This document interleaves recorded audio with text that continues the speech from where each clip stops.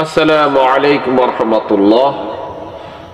আজকের আলোচ্য বিষয় অন্যায় উপার্জনে সুখ আছে কি। সম্মানিত দর্শক ও শ্রোতা মণ্ডলী, আমরা লক্ষ্য করলে দেখতে পাই সমাজে এমন অনেক লোক রয়েছে যারা অন্যায়ভাবে উপার্জন করে সুখী হতে চায়।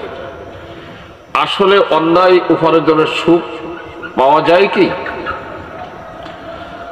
অন্যায়ভাবে উপার্জন করে সুখী হওয়ার চেয়ে স্ত্রী লোকের দাস হয়ে থাকাটা অনেক ভালো।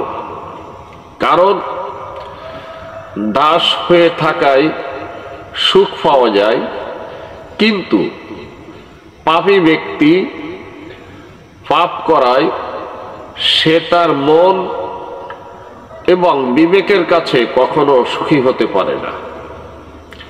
তা কাজেই আসুন আমরা সকল প্রকার অন্যায়, অবিচার, জুলুম এবং সকল প্রকার অশ্লীলতা থেকে বেঁচে থাকি, অন্যায় উপার্জন থেকে বেঁচে থাকি।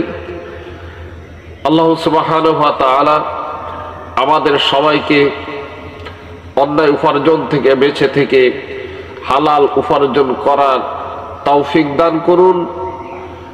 আসসালামু আলাইকুম ওয়া রাহমাতুল্লাহ।